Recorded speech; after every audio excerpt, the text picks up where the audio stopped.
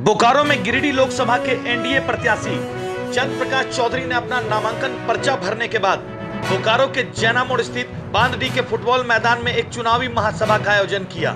इस चुनावी महासभा में झारखंड राज्य के मुखिया रघुवर दास, केंद्रीय नागरिक उड्डयन राज्य मंत्री जयंत सिन्हा, झामुमो से बगावत कर चुके मांडू विधायक जेपी पटेल, आजसू पार्टी के सुप्रीमो सुदेश महतो, बागमारा के विधायक डुल्लू महतो, वर्तमान मंत्री अमर बावरी, भाजपा के प्रदेश प्रभारी मंगल पांडे, चंदन क्यारी के पूर्व विधायक, सब पूर्व मंत्री उमाकांत रजक, गिरिडीह के वर्तमान सांसद रविंद्र पांडे सहित अन्य गण्यमान्य नेता इस नामांकन महासभा में उपस्थित हुए और अपने विचारों एवं अपने सिद्धांत से सभा में शामिल लोगों को अवगत कराया।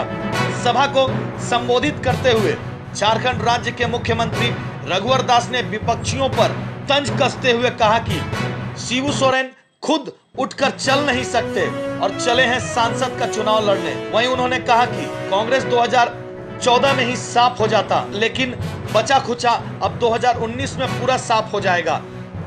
पूछो भैया संथाल मुख्यमंत्री से, क्या किया आपने संथाल समाज के लिए? आप संथाल परगना जाओ, रुआ खड़ा हो जाता है। ये लोग दारू पिला पिला के हमारे नौजवान का नस्ल खत्म कर दिया, सोच खत्म कर दिया।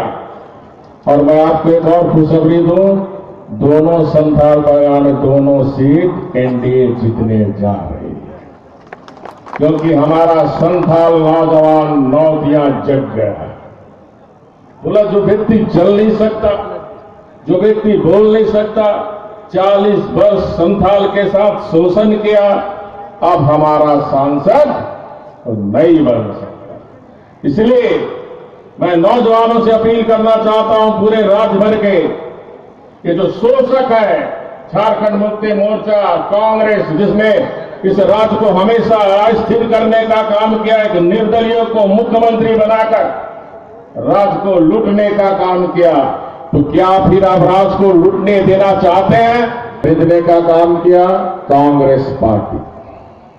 और जो पार्टी आरजेडी कहती थी हमारे लाश पर झारखंड बनेगा, आज वही झारखंड विरोधी शक्ति महागठबंधन कर इस झारखंड को विकास को रोकना चाहती है। वहीं सभा के दौरान केंद्रीय मंत्री जयंत सिन्हा ने कहा कि मैंने मोदी जी और चंद्र प्रकाश चौधरी दोनों के साथ काम किया है, महागठबंधन के प्रत्याशी बिल्कुल फीके पड़ गए हैं।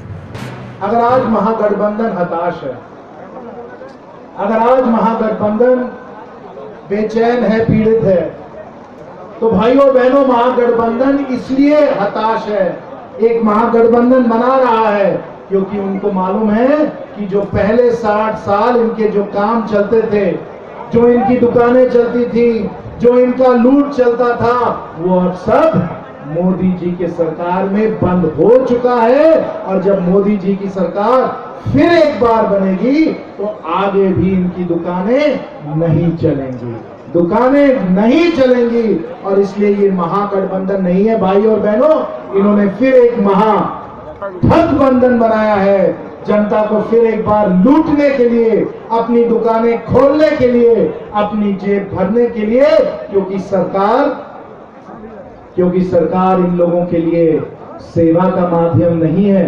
वहीं अपने संबोधन में बागमारा के विधायक डुल्लू महतो ने कहा कि धनबाद की तरह गिरिडीह से भी माफिया राज का खात्मा होगा। झारखंड में भी जिस तरह से आज धनबाद माफिया मुक्त हुआ है, उसी प्रकार गिरिडीह में माफिया मुक्त करना है तो माननीय चंद्र प्रकाश चौधरी जी को लाखों लाख वोट देकर, अपना मत देकर इन्हें लोकसभा से हम लोग विजय बनाकर दिल्ली भेजने का काम करें। मुझे आशा नहीं, पूर्ण विश्वास है, गिरिडीह लोकसभा क्षेत्र अगर किसी भी क्षेत्र में अगर पिछड़ा है, किसी भी क्षेत्र में कमी है, कोई भी चीज से वंचित है, तो हमें लगता है कि 5 सालों के दरमियान गिरिडीह लोकसभा क्षेत्र के जनता एक भी कोई वंचित न रहेगा, न एक भी कोई अपने अधिकार से दूर रहेगा।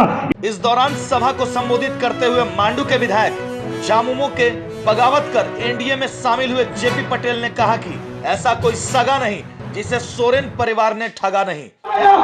तमाम नौजवानों ने सींचा और आज कहता है कि मेरी पार्टी है, तो हमने कहा आपकी प्राइवेट एंड कंपनी को मेरा राज और देश बचाने के लिए जयप्रकाश भाई पटेल किसी भी कुर्बानी देने के लिए तैयार है।